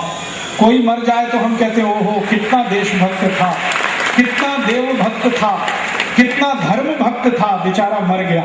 ऐसे कभी याद किसी को नहीं करते, ओ मर गया, कितना गोरा था, बेचारा मर गया, कोई नहीं कहता। तो इसलिए शरीर पर घमंड मत करो, ये चला जाएगा, आज नहीं तो कल। आत्मा अमर है, शरीर अमर नहीं है। तो शरीर की सुंदरता के चक्कर में मत फंसो, आत्मा को सुंदर बनाओ। आत्मा गुण, कर्म, स्वभाव से सुंदर होती है, आप उसी को करो। ये Fair and Lovely, clear cell, clear tone, फालतू क्रीमें बंद करो। ये है सब, कोई खराब नहीं है, सब बहुत अच्छे हैं, अपने अपने तरीके से सब बहुत अच्छे हैं। और मैं आपको एक गहरी और गंभीर बात कहने आया, वो ये कि सुंदरता किसी के शरीर में नहीं होती, सुंदरता देखने वाले की आंख में होती है। किसी को कोई चीज बहुत सुंदर लगती है, दूसरे को वो नहीं लगेगी। तो देखने वाले की आंखें सुंदर होती हैं, शरीर सुंदर नहीं होता। अपनी आई कितनी भी खराब हो, लेकिन दुनिया में सबसे सुंदर वही लगती है, क्योंकि हमारी आंखें आई को श्रद्धा से देखती हैं। तो अगर ये छोटी सी बात भारत की आपको मालूम है तो फेयर एंड लवली की जरूरत है। और भाइयों से निवेदन है कि दाढ़ी भी दूध से बनाओ। तो आप बोलेंगे कैसे बनाएं? थोड़ा दूध ले लो, चेहरे में उसकी मालिश करो, फिर रेजर चलाओ, बहुत चिकनी दाढ़ी बनती है। 10 साल से मैं बनाता हूं। 4 फायदे हैं। दूध लगा के दाढ़ी बनाओ तो रेजर बहुत आसानी से चलता, ब्लेड की जिंदगी बढ़ जाती है। दूसरा फायदा, दूध लगाओ तो गंदगी निकलती है, तो कील मुहासे नहीं होते। तीसरा फायदा, दूध लगाओ तो खेड़ूतों को मुनाफा ज्यादा मिलता है। और चौथा फायदा, रोज दूध लगाओगे, दाढ़ी बनाओगे तो चेहरा चमकेगा और आप फोकट में स्मार्ट हो जाओगे। कल सवेरे से दूध से दाढ़ी बनाओ। और कलमबोड़ी में जितने भी सैलून चलाने वाले हैं ना, उनको भी कहो दूध की दाढ़ी बनाओ। तो एक जगह बनेगी, फिर 2 जगह बनेगी, फिर फैशन चलेगा, फिर पूरे मुंबई में बनेगी। मेरा एक ही लक्ष्य है, मुनाफा शेतकरी समाज को मिलेगा। आजकल जाहिरात आते हैं, पान पराग, माणक चंद, ऊंचे लोग, नीची पसंद। माणक चंद बहुत खराब चीज है। ये जो गुटखा होता है, गुटखा मावा बहुत खराब है। क्रूसिबल लिया, क्रूसिबल समझते हैं? केमिस्ट्री की लेबोरेटरी में एक बर्तन होता है जिसमें कोई भी चीज उबाली जाती है। तो क्रूसिबल में मैंने ये सब पान पराग, माणक चंद, गोवा, श्री और पता नहीं क्या क्या गुटखा मिला के उबाला। उबालते हुए मैंने उसमें आलपिन डाल दिया। आलपिन जानते हैं? टाचनी, आलपिन सेफ्टी पिन, वो डाल दिया। उबालते उबालते थोड़ी देर के बाद मैंने उसको नीचे उतारा तो टांचड़ी पूरी गल गई उसकी। गुटखा इतना खतरनाक है, मत खाना करो। जो स्टेनलेस स्टील की टांचड़ी को गला देता है गुटखा, वो आप खाओगे तो पेट में क्या क्या गलाएगा, मत खाना। नहीं तो मुंह का कैंसर हो जाएगा। 200% गारंटी दे रहा हूं, मुंह का कैंसर हो जाएगा।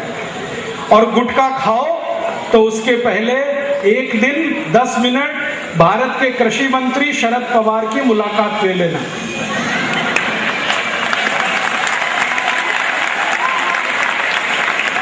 उनको मिलने जाना, भेटी करने जाना जरा, और पूछना कि गुटखा खाने का क्या मजा है, तो वो बताएंगे आपको कि क्या मजा है।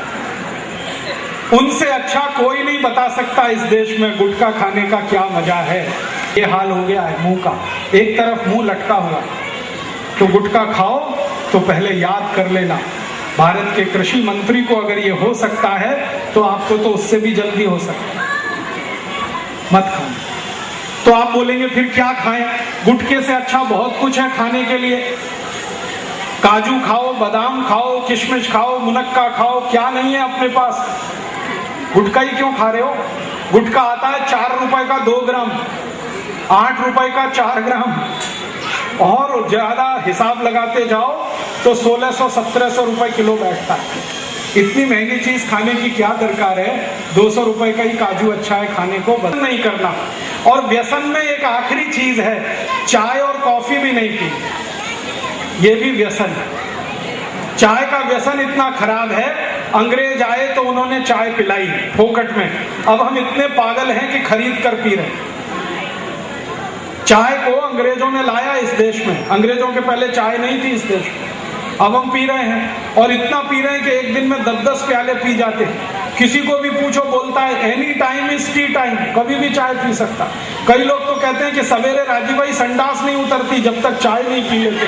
क्या सत्यानाश किया आप लोगों ने अपने शरीर। ये चाय कॉफी मत पियो, विद्यार्थियों को तो बहुत ही खराब है। आप बोलेंगे क्यों? क्योंकि चाय में एक केमिकल है जिसका नाम है कैफीन, कॉफी में एक केमिकल है उसका नाम है कैफीन, दोनों में एक केमिकल है उसका नाम है टैनिन, और एक केमिकल है उसका नाम है निकोटिन। ऐसे 2000 केमिकल हैं चाय कॉफी में, ये सब शरीर को तकलीफ देते हैं, मत पी। और दूध पीना हो तो हमेशा गाय का पीना, भैंस का दूध नहीं पीना, मशी का दूध नहीं पीना। मशी का दूध पियोगे मशी जैसे ही हो जाओगे। अभी सड़क पे देखो मशी खड़ी हो जाए, सामने से ट्रक आए, पीछे से बस आए, कितना भी हॉर्न बजाए, मशी हटती नहीं, वहीं खड़ी रहती। क्यों नहीं हटती? उसको अकल नहीं है, हटे कैसे? मशी इतनी मूर्ख है कि कीचड़ में घुस जाती है, गंदे पानी में, फिर निकलती नहीं, डंडा मारो फिर भी नहीं निकलती। मशी का बच्चा देखा है, जब जन्म लेता है जमीन पे गिर जाता है, खड़ा नहीं हो पाता, 2 दिन 3 दिन 4 दिन ऐसे ही पड़ा रहता, उठा के रखना पड़ता है। और गाय के बच्चे के बाद रनिंग, दौड़ता है, और इतना दौड़ता है कि पकड़ नहीं सकते। क्यों? गाय का बच्चा गाय का दूध पीता, इसलिए उसमें फुर्ती है, चुस्ती है, और मशी का बच्चा मशी का पीता, इसलिए आलसी। आप ये बताओ, भगवान कृष्ण ने गाय पाली कि मशी? मशी क्यों नहीं पाली? कृष्ण भगवान के पास 7 लाख गाय थी, एक मशी तो रख ही सकते थे। एक भैंस रखने में क्या तकलीफ थी? नहीं रखी उन्होंने। उनके भाई थे बलराम, उन्होंने भी गाय पाली। पिता उनके नंद बाबा, उन्होंने भी गाय पाली। भगवान राम के घर में गाय, दशरथ ने गाय पाली। जनक महाराज जो सीता के पिता थे, उन्होंने गाय पाली। शंकर भगवान के पास गाय का नंदी, दत्त भगवान ने गाय पाली। सारे देवताओं ने गाय पाली है, मशी सिर्फ यमराज ने पाली है।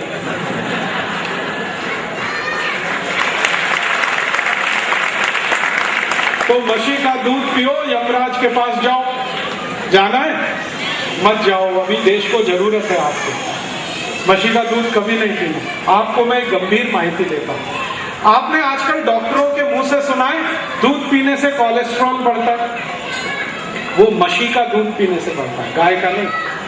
गाय का दूध पीने से 1 ग्राम भी कोलेस्ट्रॉल नहीं बढ़ता, और मशी का दूध पीने से सबसे जास्ती कोलेस्ट्रॉल बढ़ता है। कोलेस्ट्रॉल बढ़े तो हार्ट अटैक आता है, हार्ट अटैक आया तो यमराज के पास जाना पड़ता है। कंपटीशन, और वो स्पर्धा ऐसे कराई कि दोनों का IQ टेस्ट करना था, इंटेलिजेंसी क्वेस्ट, कौन इंटेलिजेंट है। तो मैंने क्या किया उसके लिए कि एक दिवस गाय के बच्चे को, जो मात्र 2 महीने का था, उसकी आई से दूर ले जाकर जंगल में छोड़ दिया, और उसकी आई को मेरे घर में बंद करके ताला लगा दिया। तो गांव के शेतकरी सब पूछने लगे क्या होगा। मैंने कहा ये गाय के बच्चे का इंटेलिजेंसी देखना है, कितना है, ये मैं जंगल में छोड़ के आऊंगा, देखना है कहाँ जाता है। तो हमने छोड़ दिया गाय के बच्चे को, और मैं मोटरसाइकिल से भाग के आ गया। 45-50 मिनट के बाद मैंने देखा वो गाय का बच्चा दौड़ता दौड़ता आ रहा है। रास्ते में उसको 5-6 गाय मिली, वो किसी के पास नहीं रुका, वो अपनी आई के पास आके खड़ा हो, चिल्लाने लगा। अंदर से उसकी आई चिल्लाने लगी, तो मैंने दरवाजा खोल दिया, दोनों मिल गए। तो मैंने शेतकरी नागरिकों को कहा, देखो गाय के बच्चे को इतनी इंटेलिजेंसी है कि ये जंगल से आकर गांव का भी खोज किया, आई को भी खोज किया, और ये यहाँ तक पहुंच गया, और उसकी आई को घर में बंद करके ताला लगा दिया। अब समस्या ये हो गई कि वो मशी का बच्चा आज तक गांव में वापस नहीं आया। आप बोलेंगे वो कहां गया? वो दूसरे गांव में चला गया, और दूसरे गांव में एक दूसरी मशी के साथ चला गया, और दूसरी मशी इतनी मूर्ख ले गई उसको अपने साथ, उसको माहिती नहीं है कि ये उसका बेटा या नहीं है। ऐसी मूर्ख मशी, उसका पियो दूध, हो जाओगे सब वैसे, मत पीना। तो आप बोलेंगे फिर दूध किसका पिए? गाय का पीना, गाय का। भगवान कृष्ण ने गाय का दूध पिया, आप भी पियो। कभी भी टीवी जाहिरात देखकर औषध नहीं लेना। औषध जैसे टीवी में एक जाहिरात आता, विक्स का जाहिरात आता ना, विक्स, सर्दी जुकाम की औषध, कभी मत लेना, क्योंकि विक्स जो है ना बहुत खराब औषध है। अमेरिका में 20 साल से विक्स बंद है, बैन है। डॉक्टर ये कहते हैं कि विक्स अगर उपयोग किया तो दमा हो जाता है, अस्थमा, इसलिए विक्स उपयोग नहीं करना। बेनेड्रिल कभी उपयोग नहीं करना। टॉरेक्स एक कफ सिरप आया है, कभी मत उपयोग करना। Aspirin, Disprin, analgin, Novalgin, paracetamol, streptomycin, terramycin, Baralgan, butazol, oxyphenbutazone, ये सब अंग्रेजी औषध खतरनाक जहर हैं, कभी नहीं वापरना। आप बोलेंगे फिर क्या करना? आपके स्वयंपाक घर में जो औषध है उसका उपयोग करना। आप बोलेंगे स्वयंपाक घर में क्या औषध है? अगर आपको सर्दी हो गई, सर्दी, तो सर्दी की सबसे अच्छी औषध स्वयंपाक घर में है आल का रस। आल है ना, आल, जिंजर, अदरक, उसका रस निकालो और उसमें थोड़ा मध मिलाओ, मध माने शहद, और उसको गर्म करके पी लो। तो सर्दी, खांसी, बुखार, जुकाम सब ठीक करता है। और आल के रस में थोड़ा तुलसी का रस मिलाओ और मध मिला के गर्म करके पी लो तो 10 साल पुरानी भी सर्दी हो तो मिटा दो। और जिंदगी में कभी भी सर्दी ना हो इसके लिए बहुत अच्छी औषध है। रात को दूध पीना, उसमें हड़द मिला के पीना सोने से पहले। हड़द का दूध कोई भी पिए तो जिंदगी में कभी भी सर्दी, खांसी, बुखार और टॉन्सिल की बीमारी जो बच्चों को होती है ये कभी नहीं होती। अपने स्वयं पाक घर में ऐसी बहुत औषध है। हमारे स्वयं पाक घर में एक अच्छी औषध है जो ताप, बुखार में बहुत काम आती है। वो औषध यही है, तुलसी का रस। तुलसी का रस ले लो। और एक आयुर्वेदिक औषध आती है, एक आयुर्वेदिक औषध आती है, उसका नाम है छोटी पीपर। सुना है कभी छोटी पीपर? मराठी में क्या कहते हैं छोटी पीपर? बिल्कुल छोटी सी काले रंग की होती है। नहीं, लवंग नहीं, लवंग अलग चीज है, पीपर। आप ऐसा करना, आयुर्वेद की दुकान में जाना, उसको बोलना, वो देगा। छोटी पीपर बिल्कुल ऐसी होती है जैसे काली मिर्च होती है, वैसी होती है, लंबी सी होती है। उसको घिसकर उसका पाउडर और थोड़ा सा तुलसी का रस और मध, ये तीनों मिलाकर पीने से कितना भी ताप हो, कितना भी बुखार हो, खत्म हो जाता है। ऐसे ही अपने स्वयं पाक घर में एक बहुत अच्छी औषध है, मेथी का दाना। मेथी दाना देखा है? ये घुटने का दर्द है, कमर का दर्द है, कंधे का दर्द है, जोड़ों का दर्द है, संधिवात की सबसे अच्छी औषध है मेथी का दाना। इसको रात में पानी में डालना, 1 चम्मच, 1 गिलास पानी में। सुबह सुबह उठकर मेथी का दाना खाना, चबाकर पीछे से पानी पिएंगे तो 1.5-2 महीने में सारा संधिवात खत्म हो जाता है। और इसी मेथी के दाने से डायबिटीज भी ठीक हो जाती है, 3 महीने खाना पड़ता है। इसी मेथी के दाने से सिर में चक्कर आना बंद हो जाते हैं। इसी मेथी के दाने से माइग्रेन नाम की बीमारी ठीक हो जाती है, आधे सिर का दर्द। और ये मेथी का दाना हमारी आयु के लिए बहुत उपयोगी है। जब हमारी आयु की उम्र 45 वर्ष होती है तो मेनोपॉज पीरियड शुरू होता है। बहुत कॉम्प्लिकेशन उस समय आयु को होते हैं। उस समय मेथी का दाना सभी आयु को बहुत अच्छा काम आता है। और ये मेथी के दाने का आप उपयोग करना चाहें तो रक्त की जितनी भी बीमारियां हैं, रक्त की बीमारी माने heart attack, cardiac arrest, cholesterol बढ़ना, ये सब मेथी दाने से ठीक होता है। ऐसे ही अपने स्वयं पाक घर में एक बहुत अच्छी औषध है, चूना। पान में जो चूना लगा के खाते हैं ना, ये एक चूना 48 बीमारियों में औषध का काम करता है। एक बहुत खराब बीमारी आती है, उसका नाम है पीलिया। अंग्रेजी में कहते हैं जॉन्डिस, मराठी में शायद कहते हैं काविड़। काविड़ समझते हैं? आंखें पीली हो जाती, उसकी औषध है चूना। क्या करने का है? उसके रस में चूना मिला के पिलाओ जिसको भी काविड़ हुआ, 7 ही दिन में काविड़ ठीक हो जाए। कितना पिलाएं? 1 ग्राम चूना और 1 गिलास उसका रस। इसी चूने से और एक रोग ठीक होता है। आंखों में अगर मोतियाबिंद आ गया, कैटरेक्ट, तो ऑपरेशन बिना कैटरेक्ट ठीक करना है तो चूने से ही ठीक होता है। चूना खाना है दही में मिला के या ताक में मिला के। इसी चूने से और एक रोग ठीक होता है। अपने घर में छोटे बच्चे होते हैं, उनको ऊंच नहीं बढ़ता, कई ऐसे बच्चे होते हैं, उनको बोलो कि दही या ताक में चूना खाओ, ऊंच बढ़ेगा। और कुछ बच्चे ऐसे देखे हैं मैंने जिनका लंबाई अच्छा है लेकिन बुद्धि कमजोर है, ब्रेन कम है, उनको चूना खिलाओ, ब्रेन बहुत अच्छा होता है। आप में से बहुत सारी बहनें हैं जिनको अक्सर एक बीमारी है, बाल टूट रहे हैं। आप चूना खाना शुरू कर दो, बाल टूटना बंद हो जाए। अगर आपको नाखून में कोई तकलीफ आ रही है, चूना खाओ, नाखून अच्छे हो जाएंगे। अगर आपको शरीर में चुस्ती फुर्ती, भूख कम लग रही है, चूना खाओ, भूख अच्छी लगेगी। मैंने इस चूने का प्रयोग करके 48 बीमारियों को ठीक किया है और पिछले 6 साल में हजारों रोगियों को ठीक किया, फोकट में, बिना 1 पैसे खर्चे के। तो मैं सबको बोलता हूं, चूना खाओ, चूना किसी को लगाओ मत, चूना खाओ, चूना खाने के लिए। घर में ऐसी कोई औषध नहीं है जिससे बीमारी ठीक ना हो। मैंने एक दिन स्वयं पाक घर का हिसाब निकाला था। स्वयं पाक घर में 108 औषध हैं और 148 बीमारियों का इलाज उससे होता है। तो आप कभी भी बीमार पड़े तो बजाय डॉक्टर की दवा खाने के स्वयं पाक घर की औषध खाओ। और चलते चलते एक आखिरी माहिती देता हूं कि जिंदगी में 4 सूत्र का पालन करो तो बीमार नहीं पड़ोगे कभी। 4 सूत्र मैं बताता हूं। अगर विद्यार्थियों के पास नोटबुक है तो निकाल के लिख लें, कागज है तो कागज पे लिख लें, डायरी है तो डायरी में लिख लें, क्योंकि ये बताने कोई दोबारा नहीं आएगा आपके पास। मैं आपको 4 ऐसे सूत्र बताकर जा रहा हूं, जीवन पर्यंत काम आएंगे। आपको जीवन पर्यंत निरोगी रहना है, रोग मुक्त रहना है, सुखी रहना है, डॉक्टर के पास ना जाना पड़े, औषध ना खानी पड़े, ऑपरेशन ना कराना पड़े। इसके लिए आयुर्वेद के 4 सूत्रों का पालन करो। बोलूं? बहुत सरल सूत्र हैं, आसानी से आपको याद भी हो जाएंगे। लिखेंगे तो अच्छा, नहीं तो याद हो जाए। पहला सूत्र है, खाना खाने के तुरंत बाद पानी मत पियो। खाना खाने के तुरंत बाद पानी मत पियो।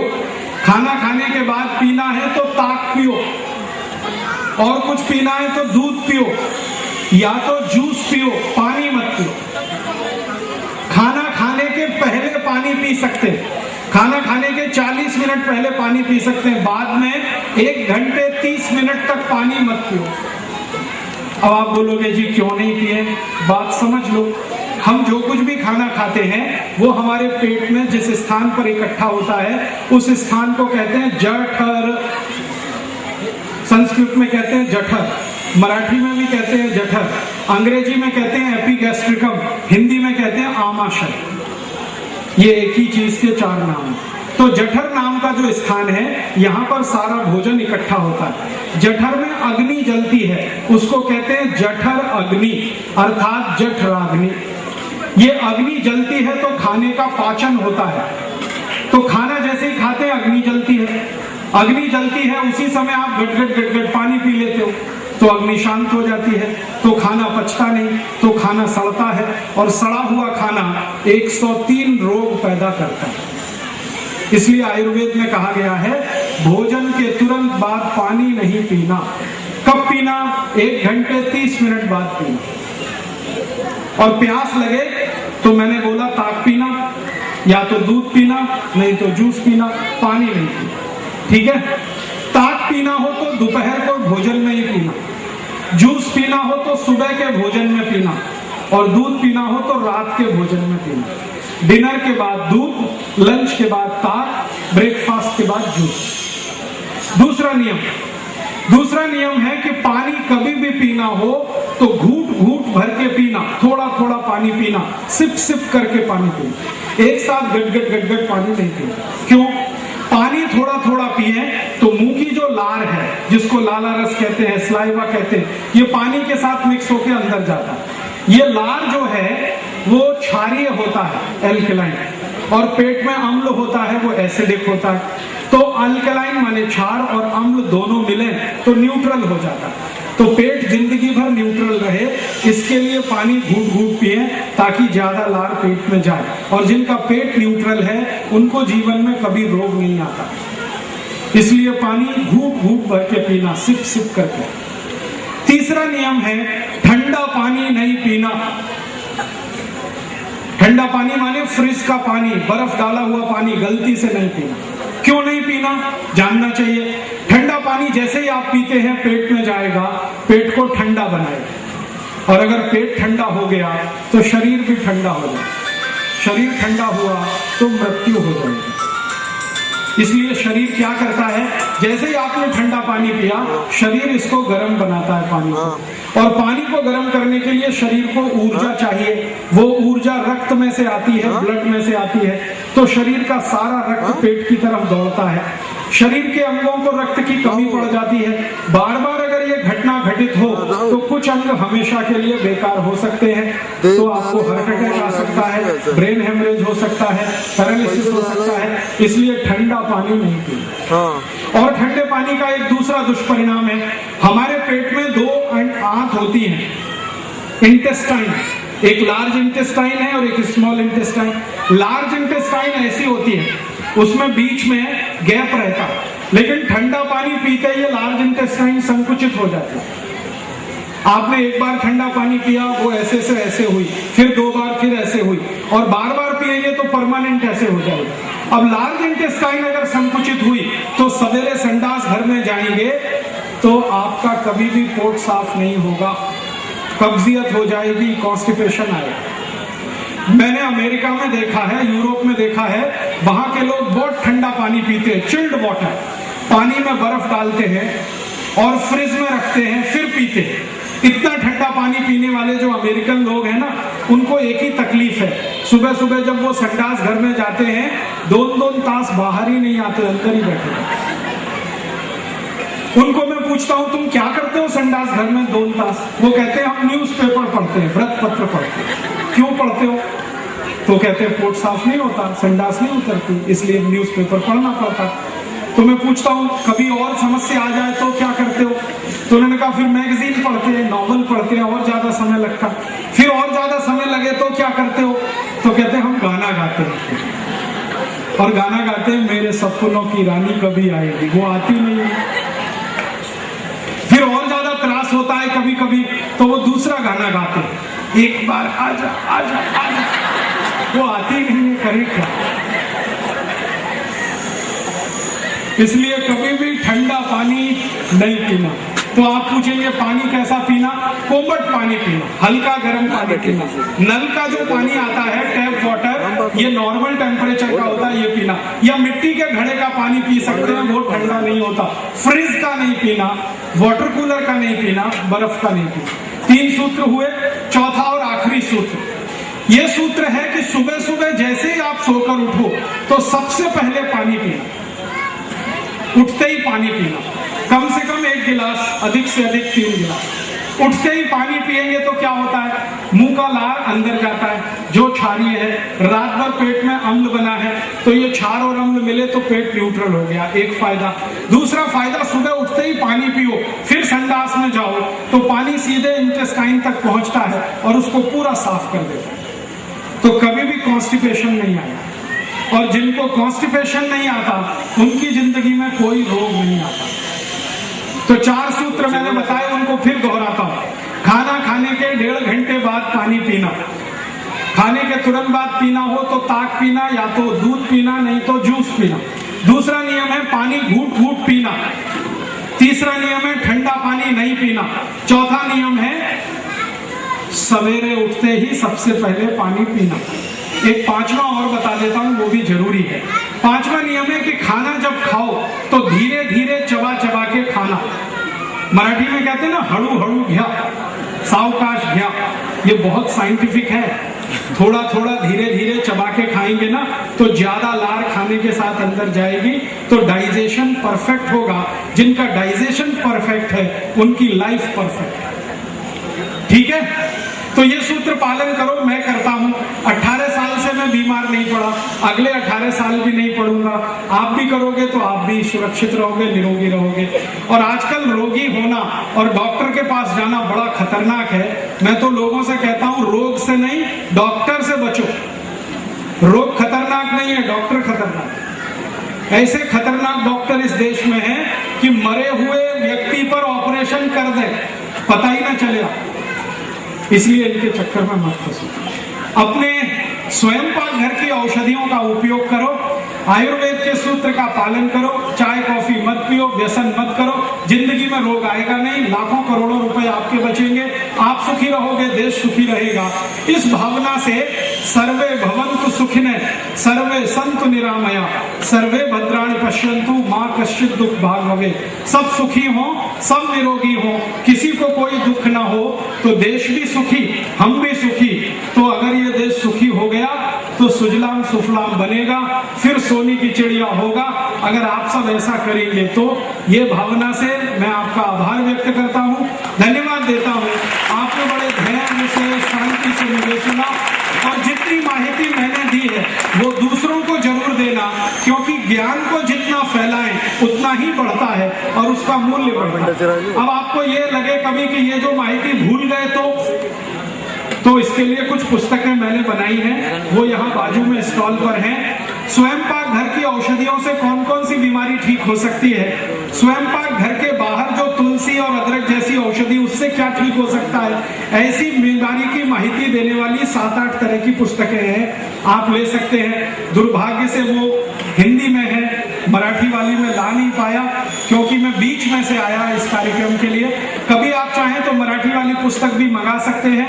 मेरा पता बहुत सरल है, जहां आप चिट्ठी लिखेंगे वो पुस्तक भेज देंगे। राजीव दीक्षित, मुकाम पोस्ट सेवाग्राम, जिला वर्धा, राज्य महाराष्ट्र, इतने से पत्र पहुंच जाता है। आप मराठी चाहें तो मंगा सकते हैं। हिंदी पुस्तक यहाँ है, 7-8 तरह की है, आप ले सकते हैं, पढ़कर दूसरों को दे सकते हैं। और जो व्याख्यान मैंने दिया, इसकी 40 घंटे की ऑडियो सीडी और वीडियो सीडी है, वो सीडी भी यहाँ पर है। आप सीडी ले सकते हैं, बार बार देखकर इसकी कॉपी करके दूसरों को दे सकते हैं, ताकि ये विचार और ये ज्ञान ज्यादा से ज्यादा लोगों तक फैले और लोग इसमें लग जाएं, तो ये देश फिर से आजादी अपनी सुरक्षित रखेगा और सुजलाम सुफलाम हो जाएगा। हम लोगों ने ये अभियान शुरू किया था तो फंड की बहुत समस्या थी। कोई भी काम करो तो फंड्स लगते हैं, तो हमने एक रास्ता निकाला। हम लोग खादी बनाते हैं, चरखा चलाते हैं, खादी बनाते हैं। वो खादी की बिक्री से हमारे फंड्स इकट्ठे करते हैं। तो हमारे कार्यकर्ताओं का बनाया हुआ थोड़ा खादी का कापड़ भी है, अगर आप लेंगे तो इससे हमें थोड़ी आर्थिक मदद मिलेगी, आपको खादी का कापड़ मिलेगा। पुस्तक और सीडी लेंगे तो ये विचार को फैलाने में और ज्ञान को प्रसारित करने में आप सब एक दूसरे की मदद कर सकेंगे। ऐसी भावना से आपका आभार व्यक्त करता हूँ, धन्यवाद देता हूँ। और ये माहिती सबको दें, ऐसी भावना